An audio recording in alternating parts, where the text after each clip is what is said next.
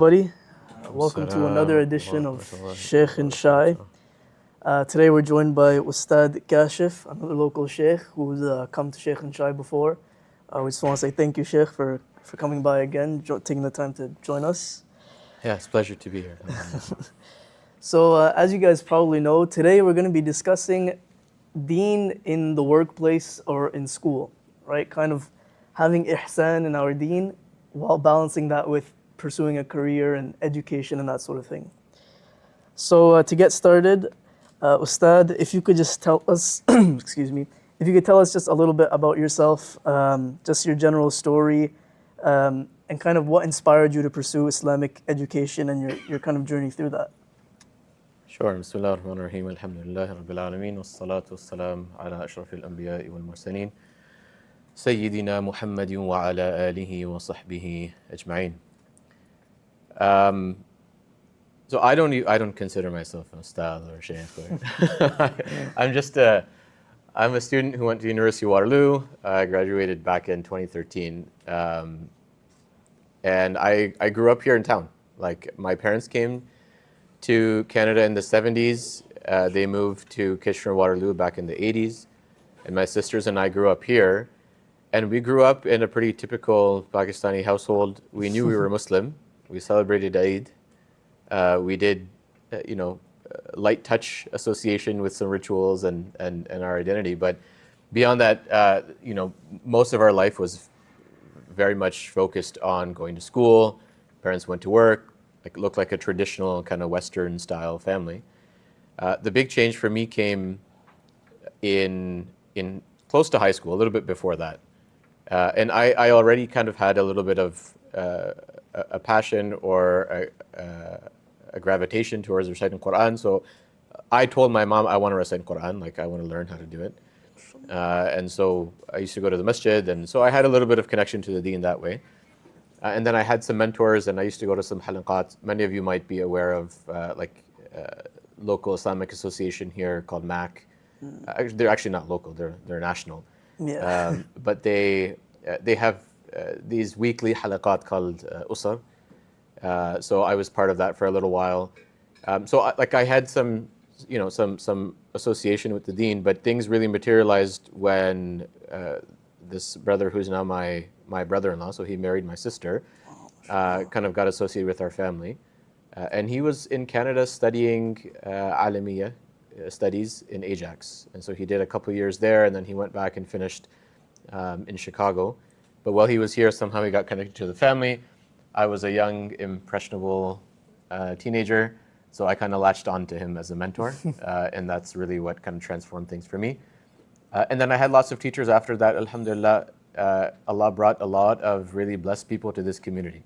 I know many of you might be students, you might be here for a few years, but having lived here my whole life, that actually has brought a lot of benefit, because people come to study at the university, and some pretty amazing people come to study. So we had, this brother actually didn't study, he came here for work, but he was a truck driver and eventually decided that this is not what life is about, and said, I'm going to Medina and I'm going to study Islam. And so he enrolled in the Alamiya courses in Masjid Nabawi. He studied more than 15 years in Masjid Nabawi. Wow. One of the very few people to actually graduate and take sanad from the various scholars there. And so he used to come in the summers while he was studying there and teach us. Wow. And then I had a few other teachers the last kind of few years. A professor at Laurier who's now left the country. He's in Jordan now. Spent a lot of time studying Shafi'i fiqh with him, tafsir with him as well. Alhamdulillah. All right, thanks, mashallah. Do we have any questions so far? Okay. So, considering that we're talking about professional career and education, you kind of touched on this a little bit, but could you expand maybe on what you do for work, like what your career is really? Yeah. I graduated with a degree in electrical engineering. Oh, mashallah. And right after school, I got into design work. That was what I thought I wanted to do with my education. It kind of made sense to me. The whole purpose of becoming an engineer is so that you can apply those skills and make cool things. So it's like, okay, well, let me learn how to design. And I did a bit of that in my fourth year project. So that's what I started with. I did a few years of that and realized I don't really like to be in front of a screen all day. And working in a CAD program, designing circuits and doing layouts. And so I wanted to kind of get away from that. I ended up in a field called product management. And product management, like if you imagine, if you're an engineer, you focus a lot on solutioning. You focus a lot on building something. The product world focuses a lot on the problem. What is the problem we're trying to solve, or that your customer has that is a really big pain point? That's what the product world focuses on. So that's what I do today. I'm a director of product at a local tech company here called Myovision. My background is still in hardware, so I work on a lot of devices, smart home stuff, intelligent transportation systems. Prior to Myovision, I worked at Ecobee for a little while. You might know them. They build smart thermostats. They compete with Nest is the big competitor, but they also at the time and still do have a camera and sensors product group. So I was responsible for that product group. We brought the Ecobee doorbell to the market, if you've seen it. Wow. Yeah. MashaAllah. Okay. So given that you are, mashallah, with a sheikh with a professional career, so what's kind of the key of balancing Islamic education and pursuing Islamic knowledge with a professional career and education? How did you manage both and kind of stay on a track with both? So first, I'll say that I didn't formally seek Islamic education. Right? Like I think I kind of there was definitely a desire to do that, and I took advantage of the opportunities that I could. So a lot of the formative years happened in university where I had access to weekend courses, and I don't think they exist too much anymore. But back when I went to university, they had like Al Kawthar and Al Maghrib. They used to do weekend seminars. So they would bring a sheikh in, like Sheikh Yasir Qadi, for example. He would teach a course for a weekend or 2 weekends, and you would go and attend that. They would host it on campuses in the GTA. So what that did for me was really bring out this passion of wanting to learn in more of a formal setting. And even those settings, like those are not formal settings. Like you're sitting in like a university classroom, the instruction is very much geared towards the general public. Like there is some depth, and we are going through like a booklet or a curriculum. But it's not how you would learn in a traditional setting, and certainly what was presented was a mix of tradition and kind of modern application and spin, given the typical audience. But that idea of taking advantage of opportunities is something that I consistently did, right? And so when we had the opportunity to sit with the Sheikh from Medina in the summers. I could have been doing other things in my summer too, right? Like I could have been chilling, relaxing, and doing I could have a job, I could do whatever, right? But I chose to spend those mornings, which would start at Fajr and go till Dhuhr every day. And that's the way that we would do it. And that was the time that he said, no, this is the time that I'm going to teach. This is the time you're here. We don't do breaks. We go straight. Very, very intense. And mashallah, he's in Windsor now. Allah bless him. That's his devotion and his dedication to Deen. And being around people like that pulls you in, right? So that's the other thing. Like if you associate and keep contact with people of knowledge, hopefully some of that perfume, some of that scent will come off on you, right? And then I would just make one more comment. Like if I were to take that one step further, one is to be opportunistic. So to recognize what's around you, take advantage of that, prioritize that, but then to even ask for it, right? So I remember I graduated university and I had a lot of little bits and pieces of knowledge. You know, I had some experience from my brother-in-law, who's a sheikh as well. So I studied like some very basic Hanafi fiqh with him, but a lot of like mu'amalat, a lot of character development, a lot of spirituality, just absorbed kind of being around a person, right? Not formal instruction. Then I had these summer times with Sheikh from Medina. Then we had these weekend courses, right? So you have this blend and this mix of different pieces of information from different places. And I felt like I don't have a really strong footing coming out of school, wanting to start a family, raising kids. I don't have a consolidated view or a consolidated set of foundational principles and foundational traditional knowledge to work from. I have a whole bunch of bits and pieces. So I remember that Ramadan, I made a lot of dua and I said, Ya Allah, like I'm here. My parents are here. They're old. I can't just leave. I have commitments. But Kitchener Waterloo is not a town known for knowledge. There's no madaris here. There's no ulama who Yeah. are full time here. But make a way out for me. Yeah. And in particular, what I wanted to study, what I wanted to build a foundation on, was fiqh, and specifically Shafi'i fiqh is where I wanted to focus. And subhanAllah, right after Ramadan, I bumped into an old-time friend who went to school with me here. And we got talking, and I told him, hey man, I'm really feeling lost about this. Like I really feel like I need someone to help me kind of bring this together. And specifically, I want to learn this. I want to learn Shafi'i fiqh. So he's like, oh hey, I heard that there's a Sheikh who's also a PhD. He just happens to be coming to town 2 days a week. He's teaching. Maybe we can do some evening sessions with him on the days he's here. So that's how we got connected to him. And alhamdulillah, those years were the most formative in terms of bringing all of that knowledge together and studying from an actual text and going through not a formal curriculum in the sense that we're doing a class or we're doing like a university class or something, but that we had consistency every week, that we had subjects that we worked through the classical texts and books that he had ijaza in. And so that really built a really strong foundation and then gave me the ability to then go and pursue that same line of knowledge through online means and online teachers. And a very similar thing, so I'm talking about fiqh here. The other thing to realize about these things is like, there's a few basics you need to learn. And I didn't pursue any of this from the intention of wanting to become a scholar or student of knowledge. None of that was the intention.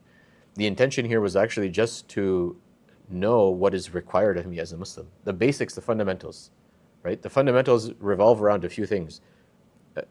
Fiqh is extremely important for you to understand what's right and what's wrong, how to navigate daily situations in life, right? A lot of people, youth who I've taught and mentored in the past, they come with questions like that indicate they didn't even know they had to make ghusl after a certain scenario, right? And so they're praying thinking their wudu was fine or this or that. Like, these things are fundamental to life. We have to have a baseline of knowledge with regards to Islamic jurisprudence and law. The other piece that's incredibly important is Quran, both in your ability to recite precisely with tajweed. This is very important to preserve the recitation. But obviously, the whole intent of Quran is for it to be guidance, right? Yeah. And so it's incredibly important that we connect with the Quran in a way that we can understand it. That can start with a translation, but that very quickly needs to graduate to some fundamental Arabic knowledge. Really, really quickly needs to go in that direction, right? And so anyone who seeks to connect with Quran will pull them towards Arabic.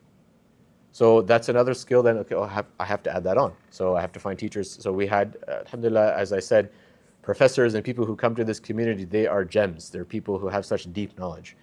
We had a professor of Arabic in Jordan who was teaching language studies at Laurier as well, many, many years ago. And so we used to spend our weekends with him. And at that time, what he used to teach was so advanced that like it just went over my head. It took a really long time before I had the right concepts in place to understand what he used to talk about. But these are some of the fundamentals, right? And with these tools in hand, you can go into other topics and other areas, right? If you've done a good study of Quran and you are able to read some tafsir, maybe you want to go and read some commentaries on Arba'in an-Nawawi, right? This is a basic thing that we could do. Studying the seerah, there's lots of translations for that even if you don't know Arabic, you can study. And then from there, you can kind of advance your knowledge by picking up different bits and pieces. But for me, what it started with was not balance at all. Not trying to say, should I go and pursue this while doing this? It's like, no, I'm a Muslim. These are fundamentals in my life I need to know. I need to know fiqh. I need to know Quran. I need to know Arabic. This is the basics that I need to know to achieve any approximation of a maqam with Allah in the hereafter. I have to have this foundation. More than that, I have to have it for myself. But if I'm going to bring other people into the world, if Allah's going to ask me about my children, right, who I brought into this world and who I had responsibility for, I need to be able to, at a minimum, create an environment where they can learn this. Ideally, be able to give them that knowledge and information myself.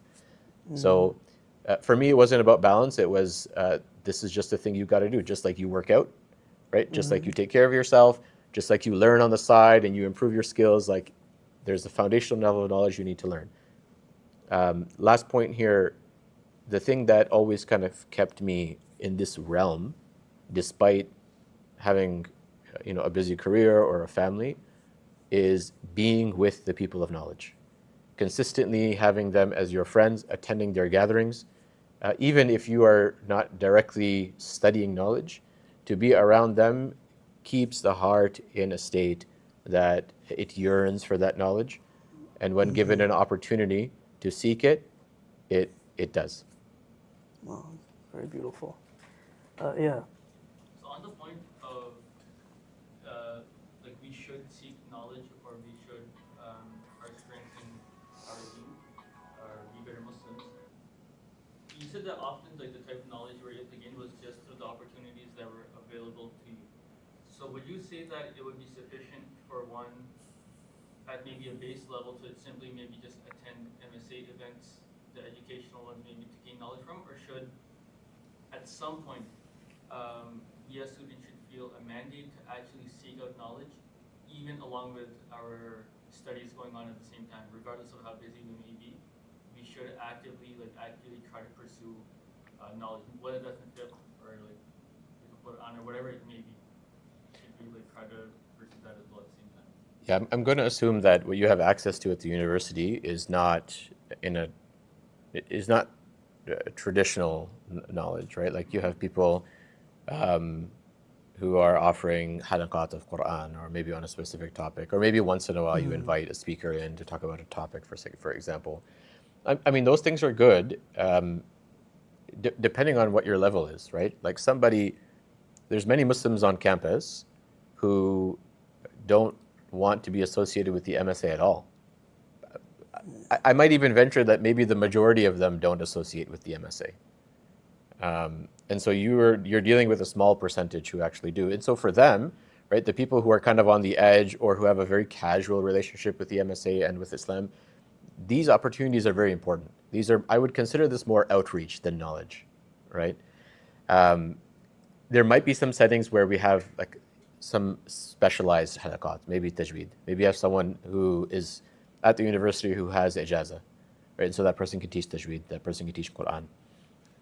That's a fantastic opportunity for you to pursue something a little bit more substantial in the setting that you have easy access to.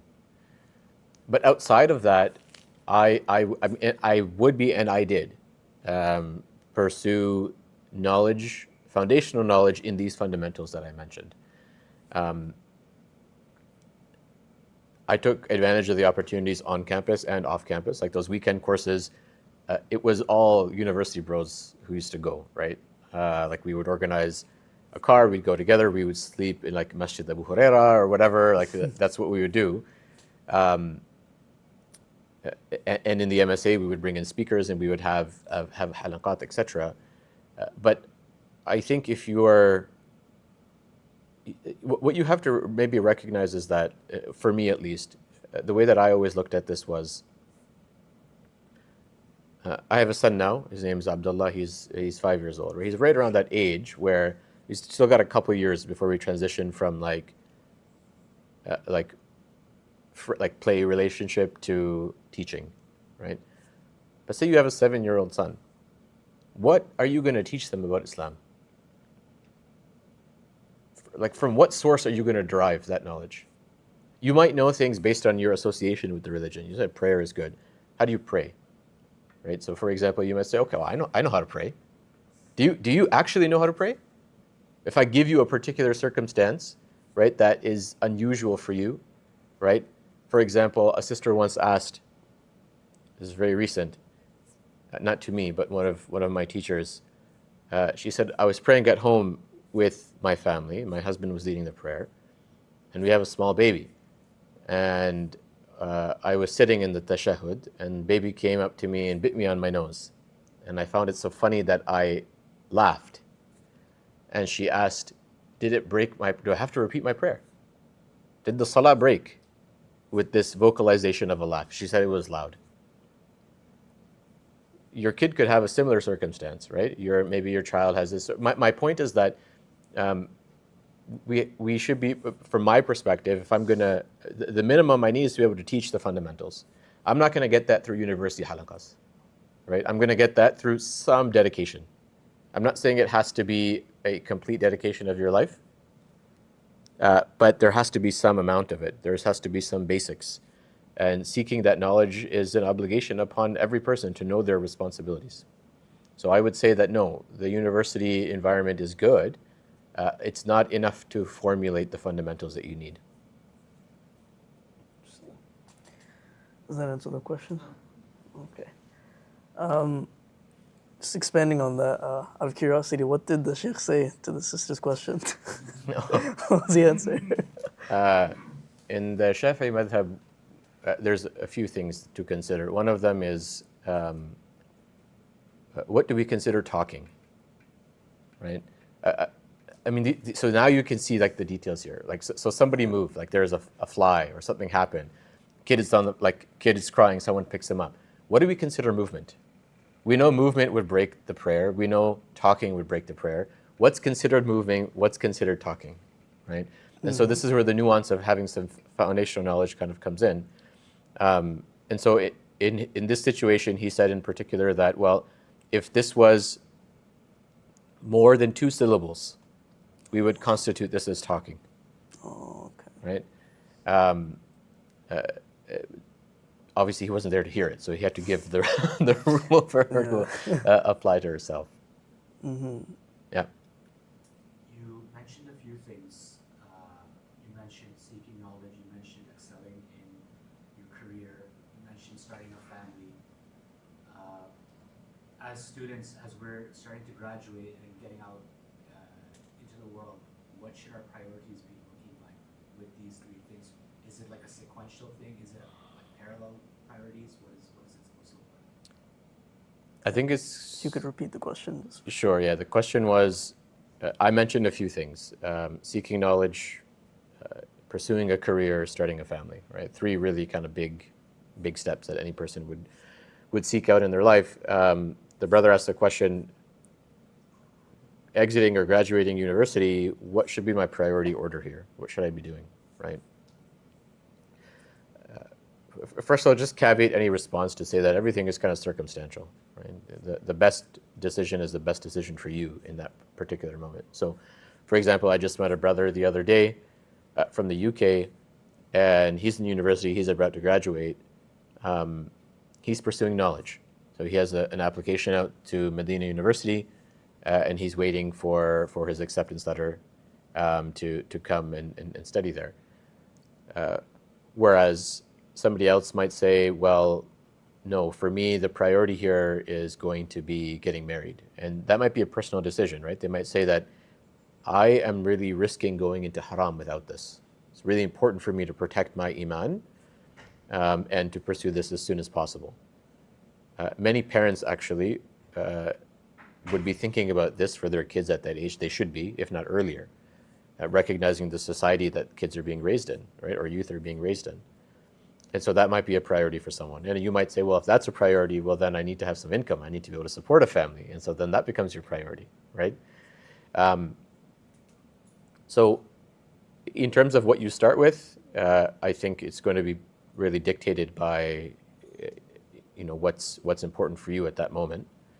And so, for example, this brother who's going to Medina University, perhaps the shahwa and the desires are not a concern for him, and he's going to Medina actually anyway. So he's like, I'll I'll tackle both of these. I'll leave the environment and I'll study, right? But it's important to recognize that most likely that brother has financial stability at home to be able to afford to do that. Others might not be in that situation, so they have to work, right? And so it's really gonna depend on that. But what I think is important here is all 3 of these things are important, right? Seeking some knowledge, some foundational knowledge, acquiring rizq to create stability for you and your family, and seeking out a spouse are all important and good things. And I almost want to suggest that they don't need to be done sequentially, that they can be done together. And unless you have a very strong kind of, as I said, like there's some circumstances where you have a very strong pull towards one thing or another because of your situation, it's fine. One thing I will note though is getting into a marriage, having kids, establishing a family, is going to consume a lot of the free time that you had before that.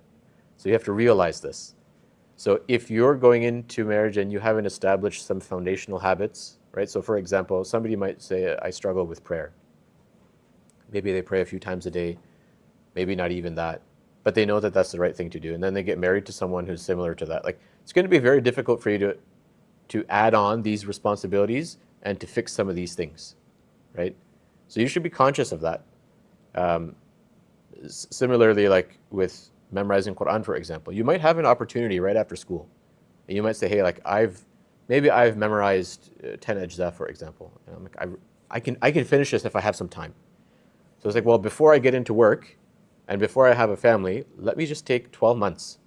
I have the means. My parents will support me. Let me do it, right? I'll get it done. That sounds like a pretty sound decision to me, right? If you have that affinity.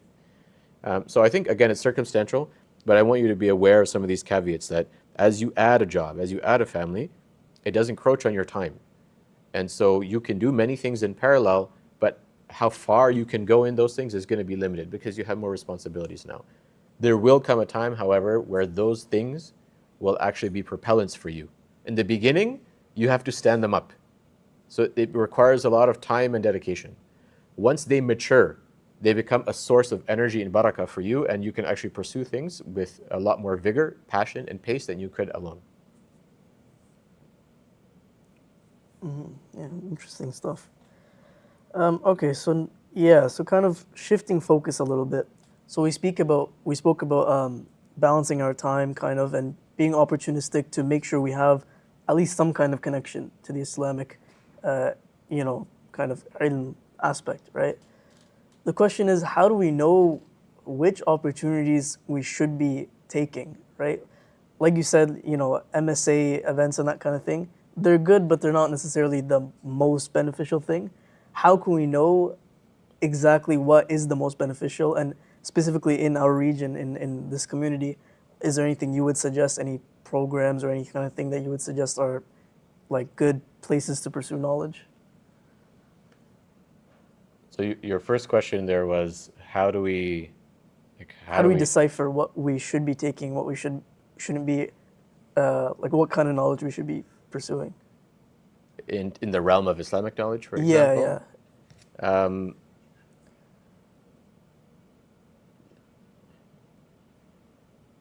So you probably heard me mention a few times like the word traditional knowledge, right? Yeah. The way that Islam has been taught traditionally is through what we call a sanad, through a chain, right? And so the person who teaches you was given permission to teach by the person before them, by the person before them. And we have these chains that link back to the sources of knowledge. And in fiqh in particular, these link back to the 4 primary schools of fiqh, right? Availing opportunities in general is good. Like a person should do this. If you have the ability to go and learn about a specific topic or to attend a particular halaqah, you should do it. It's good. I don't think that you have to kind of decide to do or not to do that, right? Like a Muslim should do good. A Muslim should focus on pursuing any type of good knowledge. But if you're seeking something in particular, like that's maybe what I would advise, is seek connection to a traditional chain of knowledge, and to the people who can teach that. Okay. And if you were to go a layer above that, often what this comes with is also an environment. It's very different to take a course online, right? Yeah. To take a module, to hear something recorded, than to sit in a class, then to sit in a halaqah, then to sit in front of a teacher. All these are different levels, right? And you go from being completely disconnected behind a screen to sitting one-on-one in front of somebody. These have completely different effects. The same knowledge taught in these means has completely different effects on your character, on your heart, and on your ability to transform that knowledge into actual action. And so the ultimate opportunity to seek is with a teacher. I don't want people to underestimate that you need a teacher. Yeah. There's a lot of people, and we're encouraged to do this very much, where we find information online, right? And now you have access to information in an unprecedented way, right? You can ask any AI of your choosing to provide you information about Yeah. something, right? And it can go and collect information from here, from here, from here. We don't know the veracity of that information, but it'll collect it for you, it'll give it to you, it'll dump it for you, right? But you can even do, there's many fatwa websites. You want to Yeah. know about something, oh, like I'll go to this website and it'll tell me there's a question. It's like, oh, okay, this is a fatwa here. Okay, fine, I can do that. It creates this false sense that you might know something. Yeah. You don't, right? This is always, and this is actually one of the biggest reasons why I'm like, man, I got to find a teacher. Because I remember I got married, my wife asked me a question. I'm like, I don't know. I don't know the answer to that. Where did I go? I went online. There's a particular website. Some of you might have used it. I'm like, oh, this website will have the information. It's a Q&A website. You go there. It's like, oh, find some. Okay, here's the answer. And I realized that I have no connection to any tradition. I'm connected to a website. I don't even know the team of scholars that prepare that content. I've never even seen them before or heard their voice before. Yet I'm using that to guide major decisions in my life. This is a really big problem, right?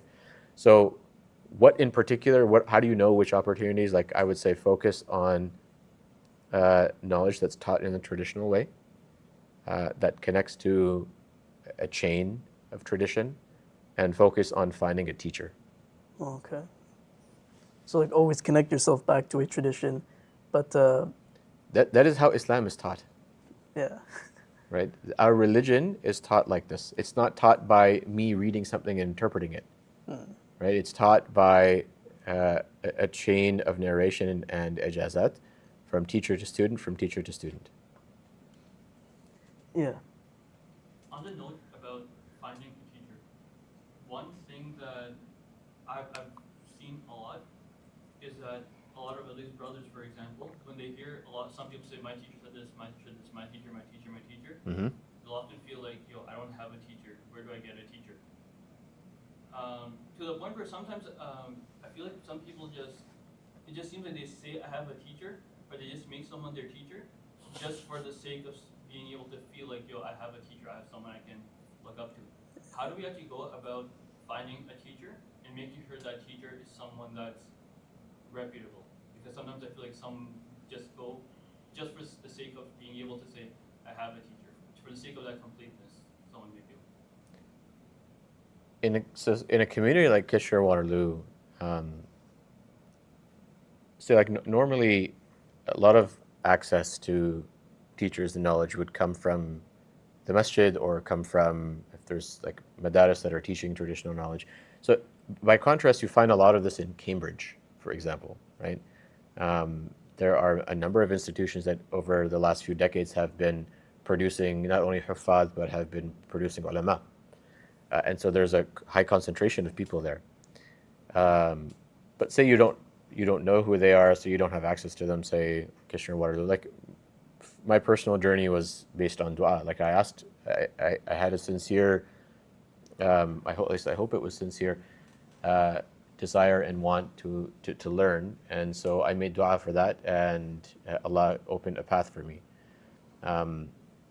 So that's the first thing, is don't underestimate the power of kind of asking.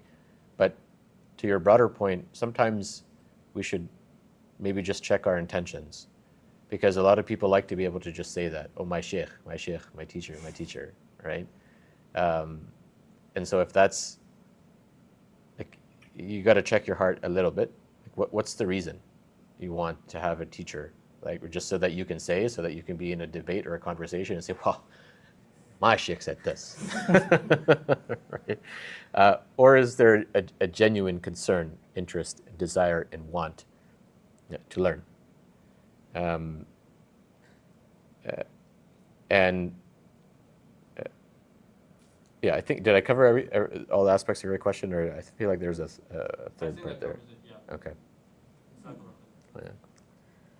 Yeah. Just a real quick question. A lot of times, I've heard from my friends and myself either, when we're seeking knowledge, we have some time off from university, maybe during co-op term. We're seeking knowledge, and our parents will tell us, this can be done after you graduate. Focus on school first. Or when you have a family, you can seek it then. Once we have the family, like you said, a lot of things come in the way. Not necessarily in the way, but a lot of responsibilities are put on you. So how do you recommend we start seeking knowledge, or at least having some sort of stepping stone now, or at least a minimum, so that once we start having family, start maybe focusing on full-time jobs, we'll have a bare minimum, which by that point it'll give us a lot of knowledge, and we can continue that bare minimum through our life. So is the question of like, how do I respond to my parents who tell me I should? But how do we make sure we have at least a bare minimum right now, so that, or what is the bare minimum that if we start right now, we'll have a good amount for when that time comes for when we're working at a full-time job and also having a family to manage. Right. Or is that different for different people? No, I mean, there is an important bare minimum, and so,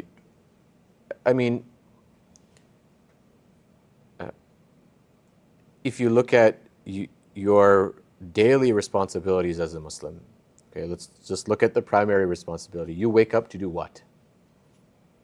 First thing you wake up, what do you do in the morning? You're going to pray Fajr, right? That's why you're waking up. You're waking up to pray, right? So that's the first thing you got to do. That's what you are feeding your soul and your heart. That's the very first thing. So you should ask yourself, do I know how to pray? And you might say, well, yeah, like I know how to pray, but do I know kind of the fundamentals of prayer? Do I know what are the shurut of the salah? Like, what are the prerequisites? How do I know that the prayer is valid? Right? Can you list them? How do I know that the prayer is an obligation upon me? What do I do if I miss my prayer? What if I wake up 2 minutes after Fajr? Should I pray right then in that moment? Should I wait a bit longer? What's the importance of the sunnah of Fajr? What if I'm traveling? Should I still pray the sunnah of Fajr? Right? These are really basic, simple things. Most people are not aware of them, right? And so what we should seek to know or study is, at a minimum, fiqh of ibad. So when you say you're a Muslim, it denotes 5 things, right? It denotes your testimony, salah, zakah, siyam, hajj. So if this is how we are defined, we say we're Muslims, we submit to Allah, we should know how to pray. We should know the fundamentals. Like prayer is like, okay, maybe it's pretty ubiquitous. People know how to pray. Zakah is a really interesting one. Okay, so I'll tell you, like right now, how many Muslims on campus are able to determine whether or not zakat is an obligation upon them or not? Right? Like what are even the tools? Like how do we talk about the obligation of zakat? Right? If I were to even ask you guys in the audience, like what are the 2 things that you would look at? How do I know if I have to pay zakat? You ask me. Yeah, I'm asking. If you're about that, Islam. Okay, so you have nisab and nisab and hawl, right? So nisab is going to be your minimum amount, 87 grams of gold, 45 grams silver. And you've had that, and your account has not fluctuated from below that threshold for 1 lunar calendar year. There's many other components to this, right? But for example, you have a son, and that child was given a large amount of wealth by their grandparent. Is there zakat due on that wealth? Because this belongs to a child. We should know that, right? Or, for example, when does Hajj become an obligation upon me? When do I have to prioritize Hajj versus doing something else? Buying a house, buying a car, right? So like these are like the most fundamental things that define us as being a Muslim, yet many people are not aware of really the foundational aspects of them. We don't know their conditions, their requisites, what makes them acceptable or not acceptable. And actually today's topic that we wanted to talk about was Ihsan, right? Like Ihsan is the state above and beyond this, right? So it considers that you know how to exercise the fundamentals. And Ihsan contemplates the quality of our execution. how well we do something, but it necessitates that you know how to do it, right? And so what I would say, coming back to your question of like, so first of all, what are the fundamentals? Like I would start there.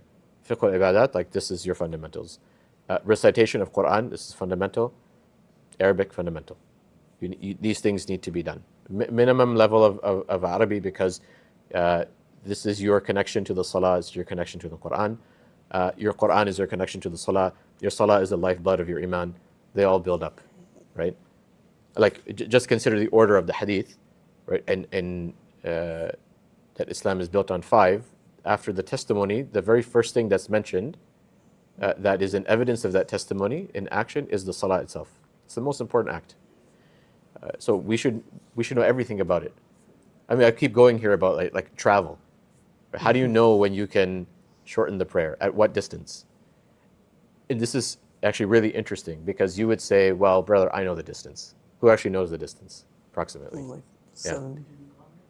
Yeah, it's like 80 to 86. There's a few opinions, right? How do we measure the distance, though? Is it what your GPS tells you?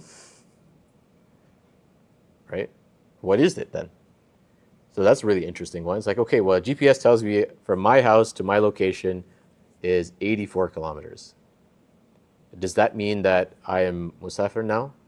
When can I start combining and shortening prayers even? Is it when I left the house right away? Only when I get there? How long am I a traveler while I'm there? Like so many things. There's like a million things, right? Where if you were to just think about it, you'd be like, well, how do I apply the fundamentals of my deen to like daily, regular situations? You might say, man, I don't know how to do this. So minimum, you got to know how to do that, right? How do you live life as a Muslim who follows and applies the 5 pillars of Islam? Basics has to be done, right? How do you tell your parents about that? Well, I don't know. Different parents are going to take this in different ways. I think it's a reasonable thing to be able to learn about this and to seek this knowledge while also excelling in studies. I mean, tell me if I'm off here, but like I don't feel like, maybe I'm so far removed from university, but I just don't feel like if I were in university now, the amount of time I can contemplate having, my goodness, there's a lot that I could do. So I think it's more than achievable to hit those fundamentals and still maintain your studies. Yep. I guess going back right to what you just said, if you could go back to university right now, what are some things you would do differently, or you wish you would do? Like, what are some things that we should keep in mind now? I would find a teacher right away. That's the very first thing that I would do. Like I would get myself off this path of like clinging onto this or finding this course here or going to this halaqah or this dars here. Like I would find a solid like path to build a foundational set of knowledge right away. That's one of the first things that I would do. The other thing I would do is work a lot harder on certain habits. I had this sense before getting married, but obviously that's not been concreted after being married for 10, 11 years, that there are certain things that if I were to truly habitualize them before going into marriage, it would be a lot easier, or would have been a lot easier to stand those things up. The other thing that I would do is think a little bit more about what success means. I think for me, coming out of university, it was kind of unspoken. It was kind of built through a cultural context that success is a collection of achievements, of dunya-based achievements, right? So graduate university, that's an achievement. Get your first job, first paycheck, car, house, move up in your career, senior this, director, VP, etc. I built this, I built that, I worked here, I did that, right? It's a collection of achievements is kind of how we define success.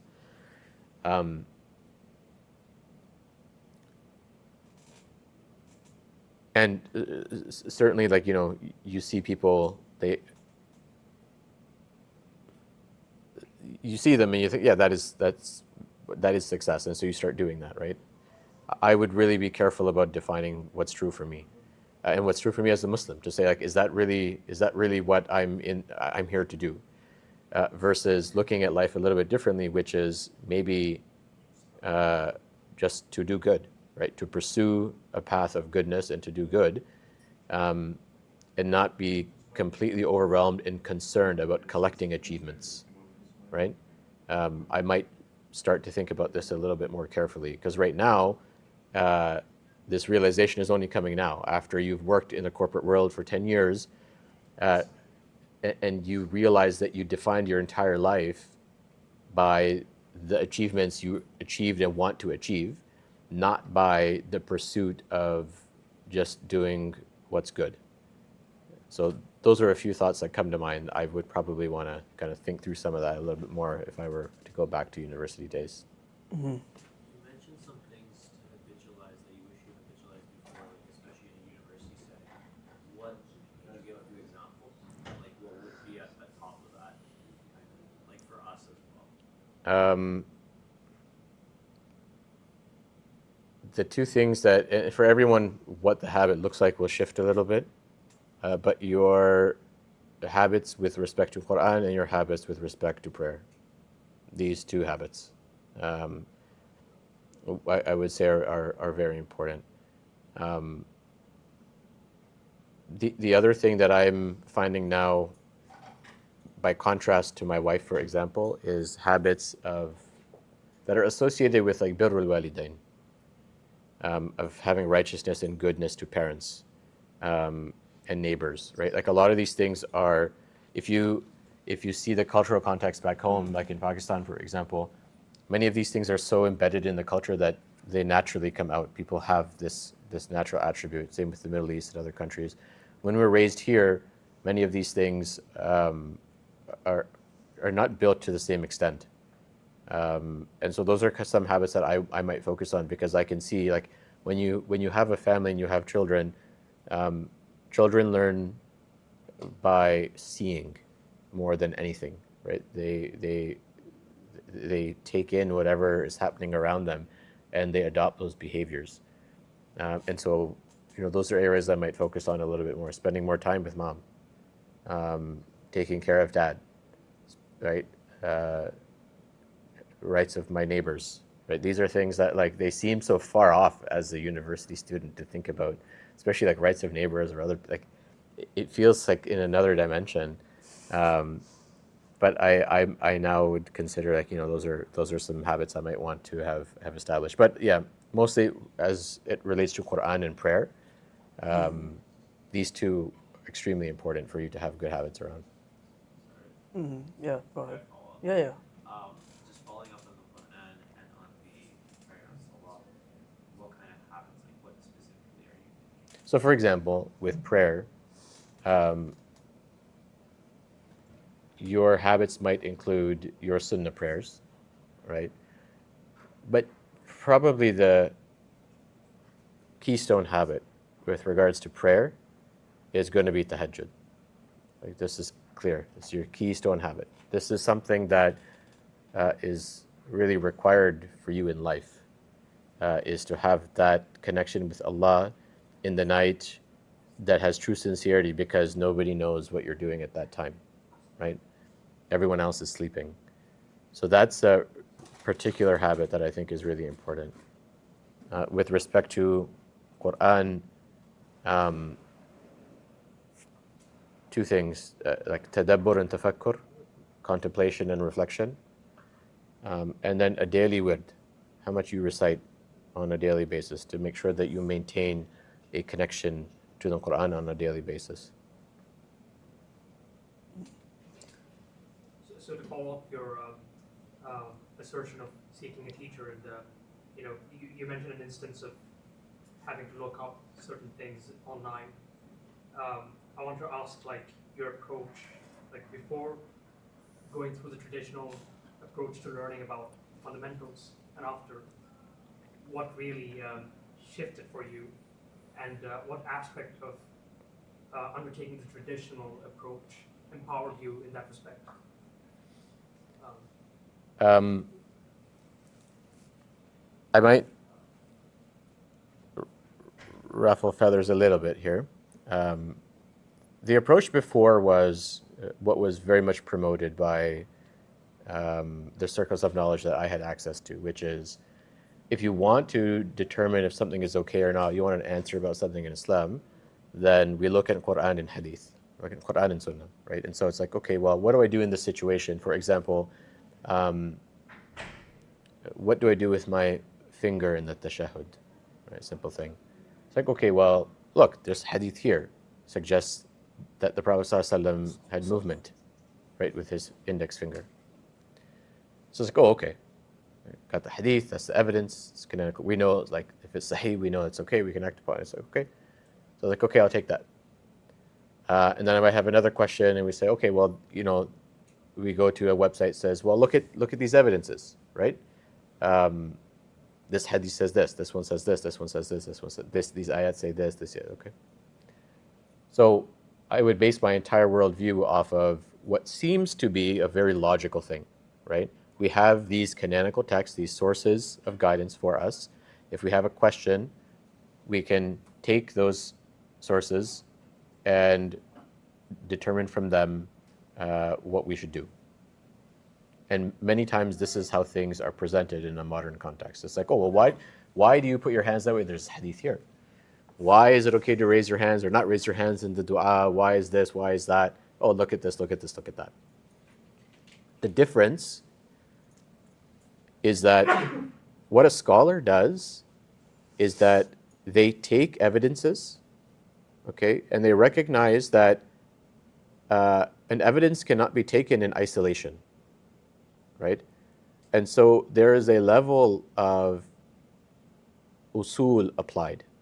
There's a level of science applied to how we interpret an evidence in a given scenario to derive a ruling for a particular question.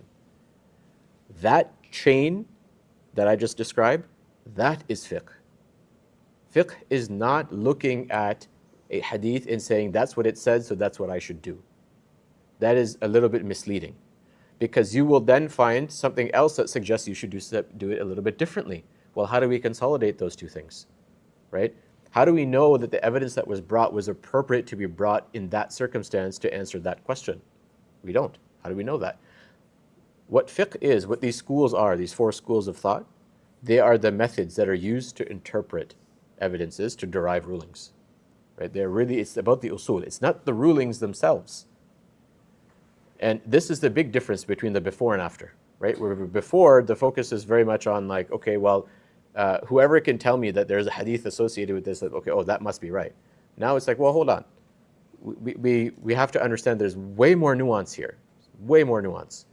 And that I am not qualified to work through that nuance. That's probably the most important conclusion. I'm not a scholar. I'm a layperson, right?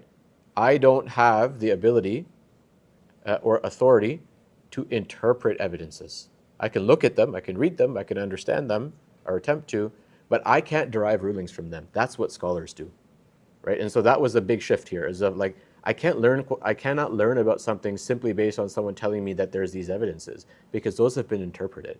I need to be able to attach myself to the interpreter, not just the evidence, but the one who also interprets the evidence.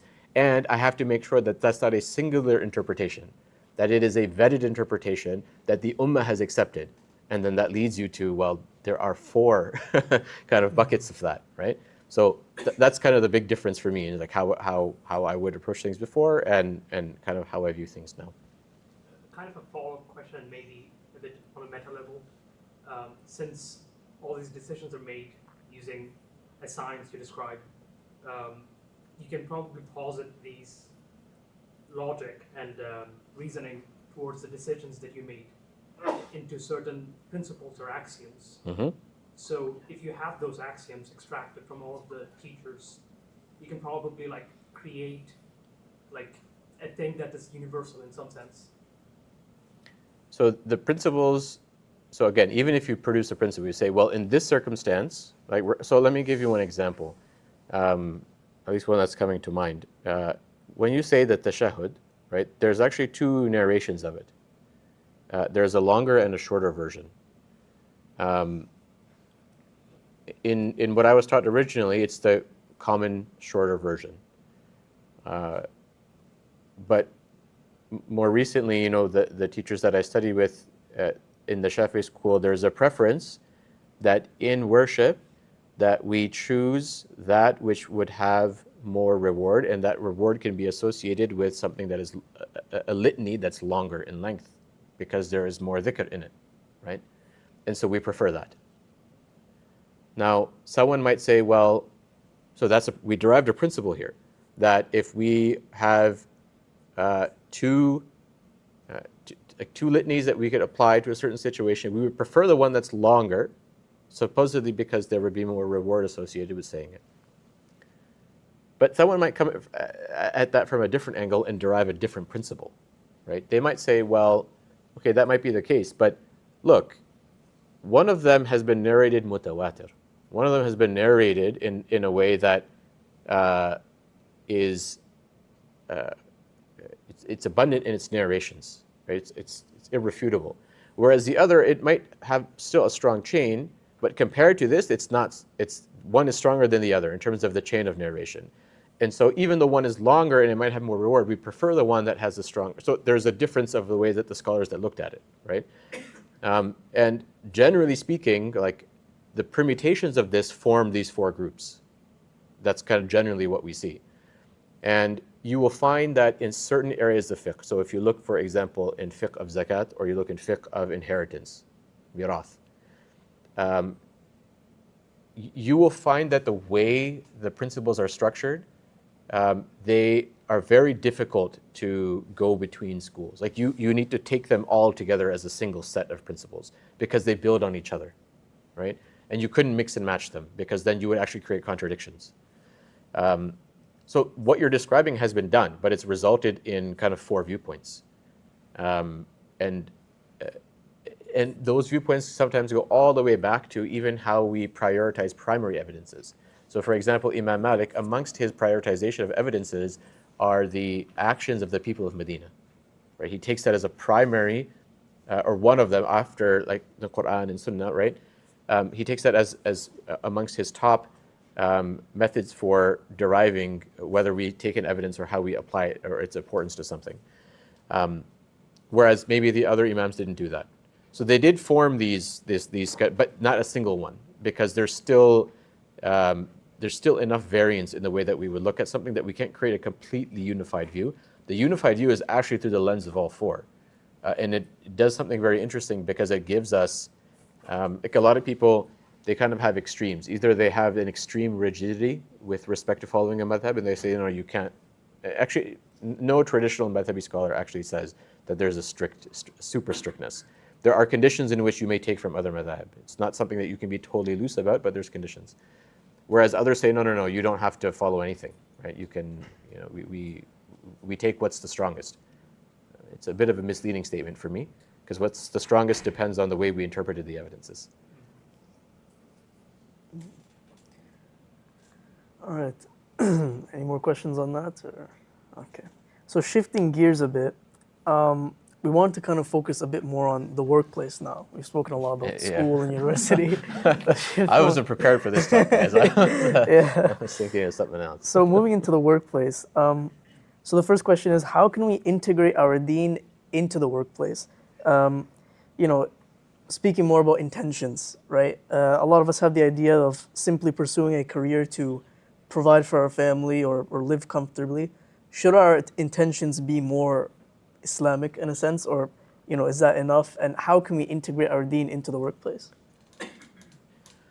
So I think let's take it back to the idea of ihsan. And there's a few ways to look at what ihsan means. The most obvious way is to look at Hadith Jibreel. Right? Hadith Jibreel defines these three components of a believer, of a Muslim: Islam, Iman, and Ihsan. It defines these three things. And in particular, the Hadith states with regards to Ihsan, أن تعبد الله كأنك تراه فإن لم يكن تراه فإنه يراك. Right? Is to worship Allah as if you see Allah, and if not, if you are unable to achieve that state, at least you recognize that Allah sees you, right? And so you should worship Allah in this way. And so what's being described here, what ihsan is being described at is the quality of your worship. So a person prays, but what's the quality of their prayer, right? If they go beyond just fulfilling the basic fundamentals of establishing the prayer, like that's what's required of you, right? Is to establish the basics. So you pray, you have hudur, you recite, all the different parts of the prayer, and you do the motions of the prayer. You have intention, you have the shurut. It's good. But if you now start to engage in the prayer with this in mind, that I'm standing in front of Allah, right? And you perfect your movements, you perfect what you say, right? You really focus and you establish this khushu'. This now starts to delve into these levels of ihsan. So ihsan is to take a deed and to excel in it, right? Is to beautify it, right? To add goodness to it, is to go above and beyond. And even in the interpretation of this hadith, as you see the commentary on it, the scholars say that it's not restricted to the specified form of worship, right? Like we can talk about worship in a general sense, not specifically the rituals, but worship in a general sense. For example, as general as implementing any component of the Sharia, right? We can apply the concept of ihsan to, right? So a component of our religion is to take care of our families, right? The Prophet ﷺ said, "The best amongst you is the one who's best to their family." So I can take this concept of doing my best and apply it to that deed, to that situation, right? And it would be included in this. Further to that, we find another hadith in Arba'in an-Nawawi where the Prophet ﷺ says, "Inna Allah kataba al-ihsana ala kulli shay." Allah subhanahu wa ta'ala, He prescribed ihsan upon everything. And He gives the example that even if you are performing a state mandated execution, right? Somebody, for example, committed a crime that is worthy of capital punishment, and you're the person who is executing this person. Even in this, you should have ihsan. And the Prophet ﷺ further gave the example that even in the case of slaughtering an animal or a sheep, you should have ihsan. You should do this in the best way possible. And he specified that you should sharpen your knife so that it makes it easy, right? And you should have easiness with the animal. You shouldn't treat it roughly, right?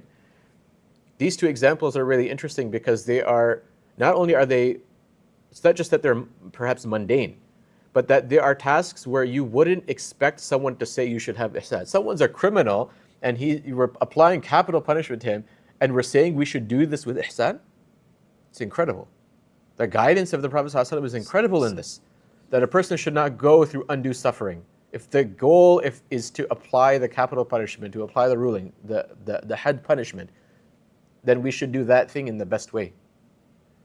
Right? So if we're being asked to practice ihsan in that situation, then what do you think about work? What do you think about your commitments? Because work is a commitment, right? You sign up for something. There's a contract, there's an employment contract that you signed. Many of us forget that we actually signed this thing, right? But you do. There's responsibilities stated there that you said that you were going to do. There were commitments that you said you were going to fulfill. And part of your ihsan is not just to fulfill them, but to fulfill them in the best way possible. So like we want to make a distinction there, right? There's a difference between doing the right thing, right? And then doing the best thing. So for example, people would say, well, my relationship at work should be, I should apply the fact that like I shouldn't lie at work. Yeah, for sure you shouldn't lie at work, right? Like that's lying is a sin. We shouldn't practice that. We shouldn't be dishonest.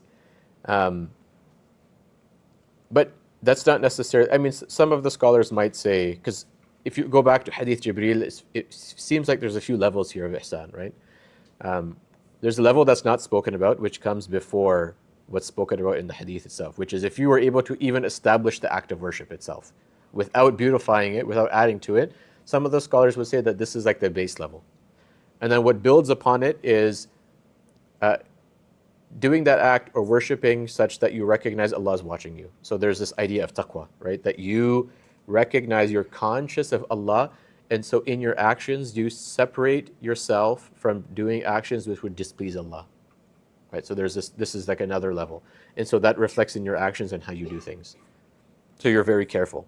And then there's a level that's even beyond that, which is you act in a way as if you are in front of, as if you are witnessing Allah subhanahu wa ta'ala, right? And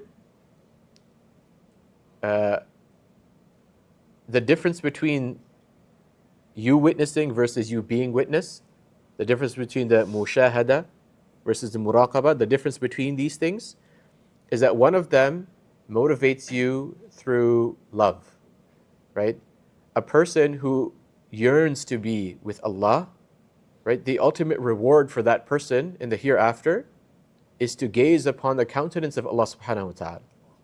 And there will be some people who in the hereafter will get that for only a little bit at a time. They'll have their window, their slot.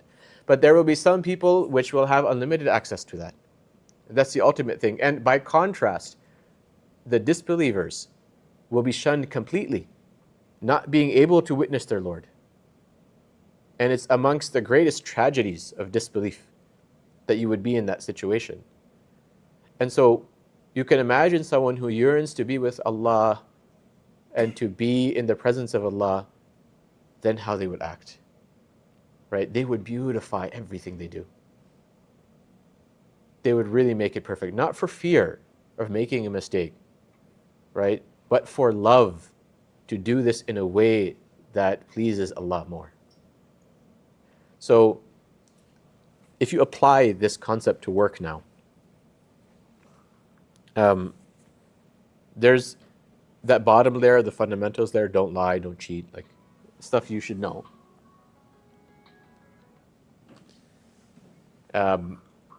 But then there is the things that you are actually doing, two components. One, to do them well. One, to do them to the best of your ability. And second, like ihsan is to do something good and to be good unto others. There has these two components to it, right?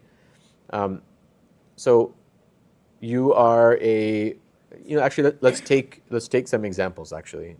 One of the examples in this realm with respect to work that I really like to contemplate is the example of Imam Abu Hanifa, rahmatullahi alayhi. Like we know, he's famous that he is a merchant, right? He has his own business, trade. And so we find a lot of examples of how he implemented the highest degree of ethics and morals in his business. So amongst them, he had a cloth.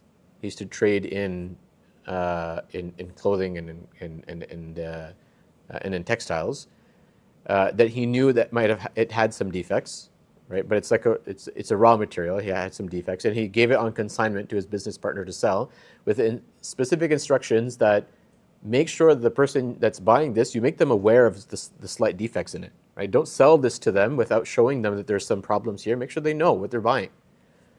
His business partner forgot, and he sold it. He came back and he said, "Did you remind them? Did you show them?" He said, "No, I didn't." Imam Abu Hanifa, he became very distressed upon this. He's like, "How could we do this? We deceived somebody here." And he couldn't find the person that it was sold to. And so he took the profit from that sale, which was a significant amount of money, and he donated. He said, "I don't want it." Right? Similarly, a woman, this is another famous example. A woman came to him selling him a type of material, a type of cloth. And he knew its value and its worth, and she didn't seem to know. And so she requested a lesser price than it's worth. And he offered more. Or he told her, ask for more, right? So these things here, you would never see this in a modern business context, right? Like this is to do good. And the difference is that doing good for a believer is different than doing good for a corporation. And I think that's maybe the main thing that you want to focus on in this idea of like, how do we apply our deen at work? A corporation has a definition of good that's tied to profit and revenue, right? That's its definition of good. A Muslim has a definition of good that comes from two things. One is to apply the Sharia, right? And the other is to excel and to do your best, right? As we saw, right? The Prophet ﷺ said that Ihsan has been prescribed upon you in every regard, in all aspects. And we see this in the life of the Prophet ﷺ himself. Right? An example that always comes to mind is Amr ibn al-As radiallahu anh, where he was sent for an expedition and he comes back to meet the Prophet ﷺ, and he asks the Prophet ﷺ, who do you love the most? Okay? Like, you can imagine this. When you ask somebody, like, imagine you're married, or like you have a friend, and as you go to your friend and you say, hey, who's your best friend? You're only asking that for validation because you know he's going to say it's you, right? You just want to feel good about it. Same with your wife. You say, or she asks you, like, who do you love the most? She knows that you're going to say it's her. So imagine this, that this Sahabi, he's coming to the Prophet ﷺ asking this. Where is this question coming from? It's coming from the feeling that the Prophet ﷺ made him feel so important and so loved that he's asking this question knowing that, or feeling that the Prophet ﷺ is going to say, definitely you. But he didn't. Of course, he said, Aisha radiallahu anha, and he said, okay, whom? From the men. Like, her father. It's like, okay, fine, I get it. It's like, who's next? And then the Prophet ﷺ listed many companions, and his name wasn't coming, so he stopped asking.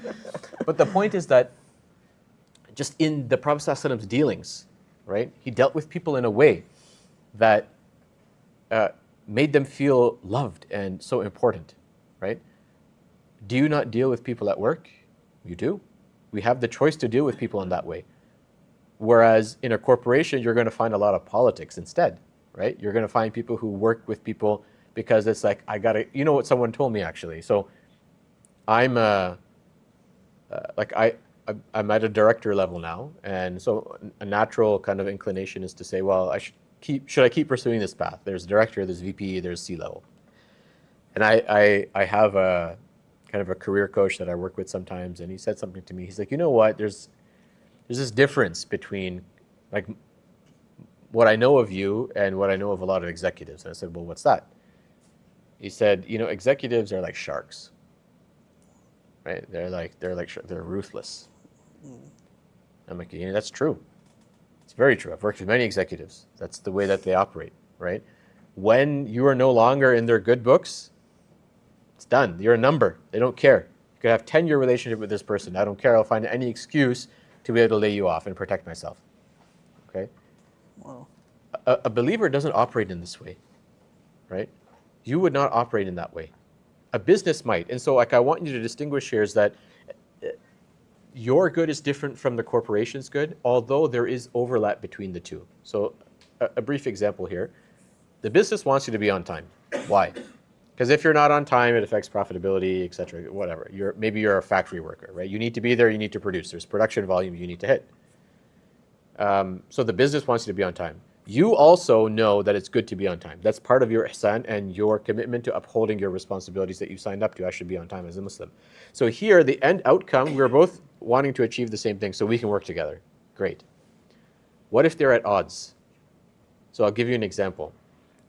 It was revealed a little while ago that the Facebook algorithm was designed to surface feed content that provoked an angry reaction, because anger drives engagement. Wow. All right. Now, as a business, what's the metric you're optimizing? Engagement. Whatever is required to drive engagement is what we do. As a Muslim, if you're the developer who's working on this and you realize, whoa, I'm seeing something interesting here. People who look at triggering content are way more engaged than people who look at make me feel happy, fluffy content. What should you do? So you apply yourself, you apply your moral compass, your Islam, your Ihsan in this environment, and you say, well, no, I can't work on this. I can't implement this. Right? This is fundamentally something that doesn't align with me.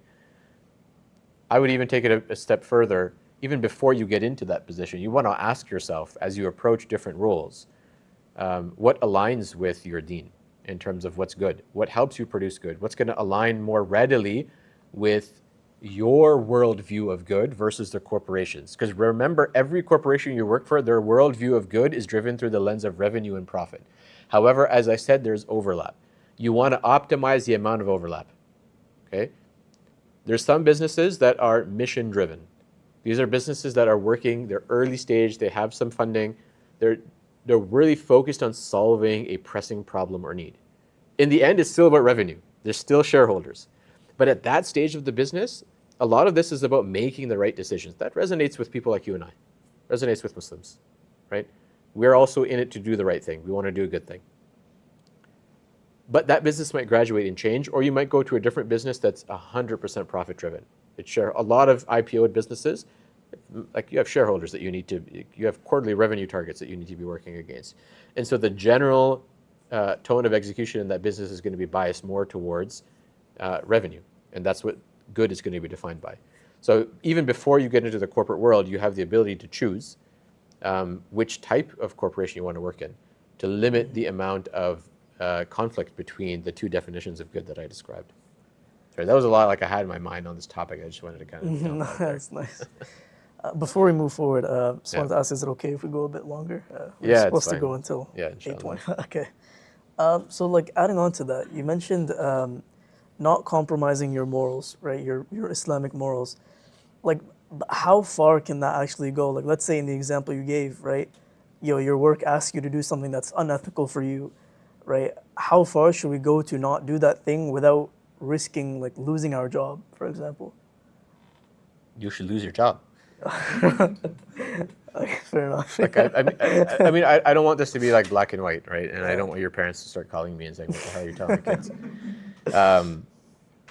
But for example, you might work for a consulting firm, okay? And a consulting firm works on projects from different industries.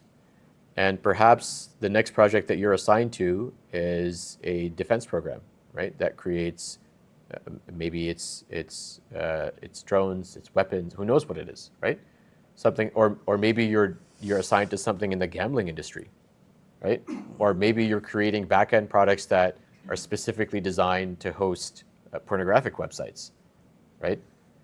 I don't think that you can just say, well, it's my job, and I don't think you can do that, right? Like you have to draw a line there. At a minimum, you have to be able to say, well, listen, I can't work on that. And I'll give you like an example for myself where we work with a number of different suppliers that design and build electronics, right? And so a large number of suppliers are located in Israel. And many of them have defense contracts. Their business is based on building weapons. And so if you have a choice, or if you're kind of determining which way to go, like I have to make my moral obligations very clear to the business to say that I might be responsible to make a decision in this regard, but I want to make it very clear the way that I view this. It's not from the lens of the business at all. And that's a conversation that I have one-on-one with my CEO, right? Or my like the highest leader in the organization that I have access to say that, like, here's a set of decisions, for example, that I might have to make. I'm going to put on the table the way that I view this, because it is in direct conflict potentially with what might be right for the business, right? If we can agree that the way I would approach this is also the way the business would approach it, it's fantastic, right? If we can't, then I have to recluse, right? And that might mean I can take that into a few layers, right? Like I could say I don't want to work on something. That's an example, right? Or if you go back to our previous example, but I could take it further and say, well, like if you want to talk about Ihsan now, minimum level, you say I'm not working on that. There's no way. And you face the consequences of it. Beyond that, you might say, well, I'm also going to work to create policy within the business that ensures that we have an ethical sourcing policy, right?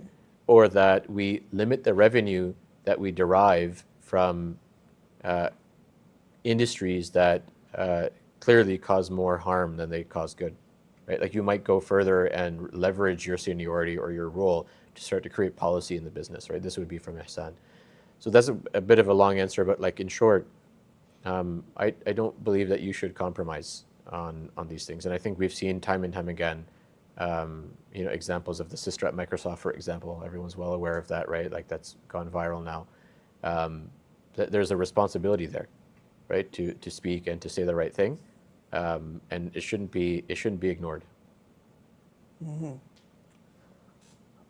Any questions? Any questions on the sister side? Yeah.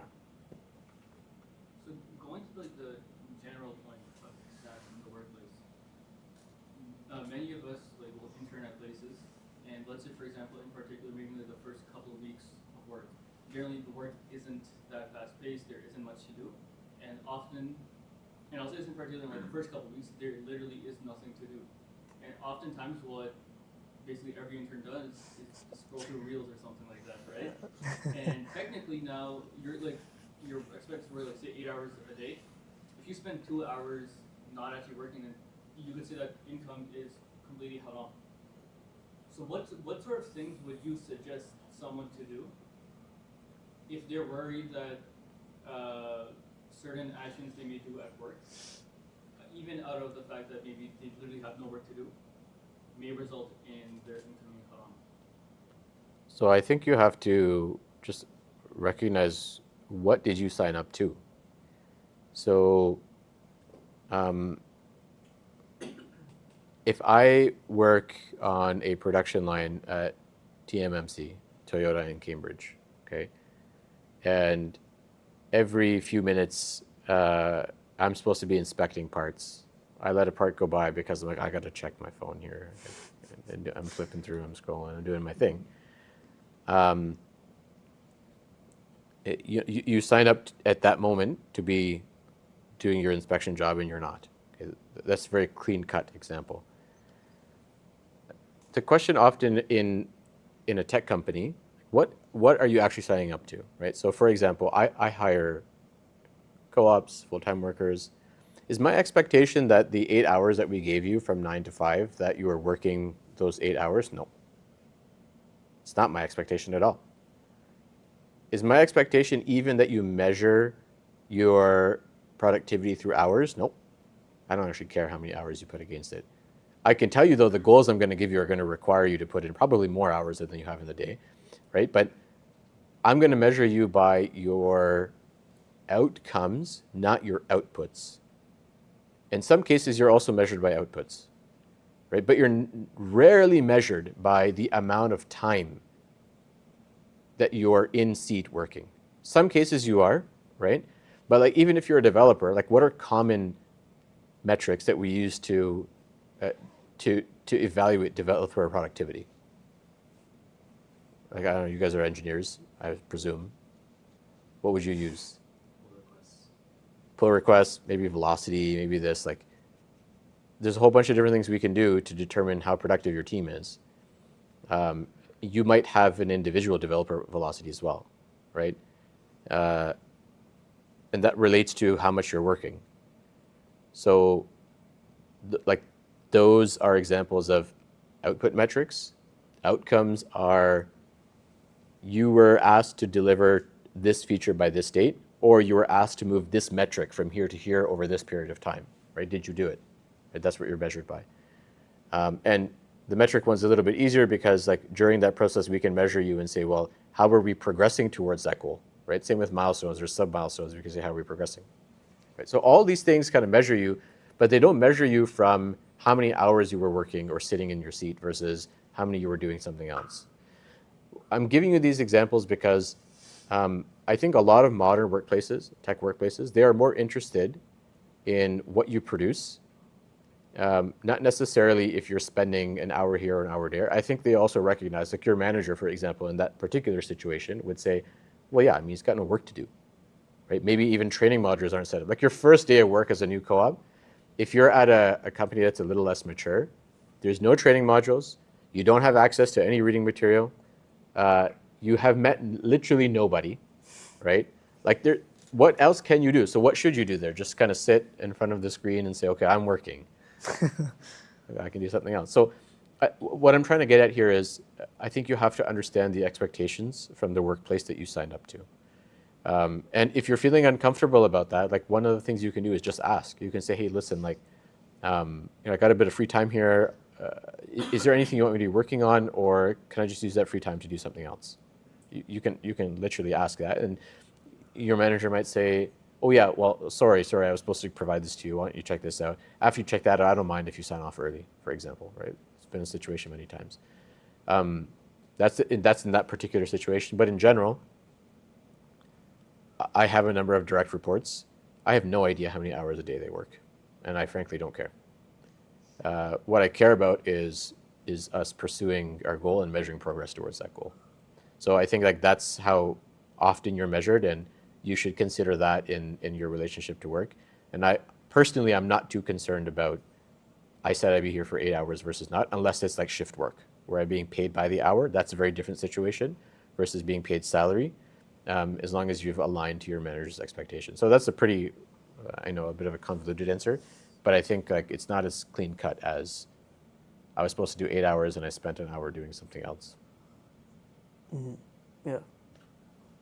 At a senior level, like you're at a senior level in your company, my question is, do you present yourself as a professional, or do you present yourself as a Muslim professional at this level? And is this something you actively present yourself as? Is this something that we should work towards as a part of Ihsan, as a form of da'wah, as a form of representation for Muslims in the professional workforce? Is this something we should work towards, or is this something that's kind of too much, or what's the balance we should look for? Like I don't brand myself as like the Muslim product guy, like for example, right? Like I don't say that. But anyone who works with me 100% knows I'm Muslim. There's no doubt about it. How do they know that? One of the very first things that people realize or recognize is that you don't swear. And you know they know this, because when they swear when you're in the meeting, they're like, oh, I'm sorry, like like excuse my language, but like I'm like, man, I overheard you talking to the other guy and you swear like a sailor, right? But in front of me, you're not going to do that, for example, right? People know, for example, that I like Friday prayers are, it's blocked in the calendar and it's labeled Friday prayers. So if someone's asking me, oh, how come you can't attend that meeting? I'm like, I have an appointment. No, I'm going for Friday prayers. Like that's what I got to do, right? So, like I'm very open with the aspects of my of the Deen that overlap with the workplace. Prayer is another example, right? One of the first things that people are going to know about me when I join any workplace is like, well, if I'm in the office, where do I pray, right? And this has different levels. Like now I don't care, like meeting room, corner, it doesn't matter to me. But at one point I would be like, hey, is there like a multi-purpose room? I have to pray, right? But even further than that, you get to work with people, you travel with people, right? You spend time with them. People ask you about your weekend, right? These are great opportunities for you to actually do some da'wah, to invite people to Islam. So it's like, oh, well, what did you do this weekend? I could say, oh, we just hung around with the kids, pretty low-key, boring weekend, just move on. Or I could say something particular, right? Like, oh, my daughter, she participated in a local competition for memorizing the Quran, right? So we went to like the graduation ceremony. Like, oh, well, that's pretty interesting. Like, oh, well, Quran. The conversations this opens up, you won't believe. And it's like, oh, what do you mean? People memorize the book? It's like this. It's like, yeah, you can, like that. That's how I kind of approach things. So like a Muslim by nature, like their iman is apparent on them, in their appearance, in their behavior, in their character. One of the things I would advise is there's no need to hide that. It's apparent, so let it be, right? And I would go further than that and suggest that if you have an opportunity to speak about that or to speak to that with the intention of da'wah, you could have that opportunity, you should avail it, and you should attempt to even make the opportunity. So that's the way that I approach it, but I don't go as far as kind of branding myself, as I said, as like the Muslim product guy, but like it's clear that I'm Muslim. Okay. Is there a question? I have one last question. Okay, yeah, go ahead. In today's culture, often what seems to be online outside of maybe the realm of like Waterloo, often people are always like, forget the 9 to 5 life, start a business and all that. As Muslims, and I'll say from like personal experience, I don't personally enjoy sometimes like a very scheduled life of having your 9 to 5. As Muslims, is that something that we should actually maybe put one above the other in terms of actual pursuit? I know it's probably a matter of assessing what your actual goals in life are, but oftentimes I think in our traditions and our cultures, it's just like you'll get that 9 to 5 job or whatever. But as Muslims, should we actually have a pursuit or preference over one or the other? Regardless of what our circumstances are, should we actually have a preference or pursuit over one or the other? So the Prophet ﷺ encouraged us in the practice of trade and being merchants, right? In general, like let's just look at this from one perspective. Let's look at this from the perspective of tax, okay? An operator versus an employee. You're a CEO, right? You're an operator, you own the business, and you make $200,000 a year, and your next in command makes, let's say, something very similar. You're generous. You say you're also make 200,000, but you're not an owner. You have no equity in the business. I hired you. That's your salary. What does that VP take home? It's going to take home. You're going to be in the highest tax bracket at 200,000. You're going to cut 45%. Maybe you have some ability to reduce that with RSP contributions, etc. What does the CEO take home? His tax profile looks completely different, right? Because it also depends on like the way that he draws from the corporation. Like the tax law here provides a lot of benefit where I can use the corporation towards a lot of my expenses, right? And it's going to be taxed at a much lower rate. So for example, my employee might have to buy a car, right? They're going to spend their post-tax money on that. I'm going to purchase the car because I'm an owner of the organization and I need a vehicle to go back and forth from work. So the corporation buys the car for me. And so I draw out money for that at a much lower tax bracket. Okay, so there's a big difference, just if you look at financially speaking, between owner and employee.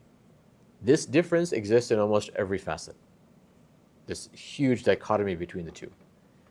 And that's why I think we should encourage builders in the Muslim community. If you look at it from another perspective or another angle, finance systems, right?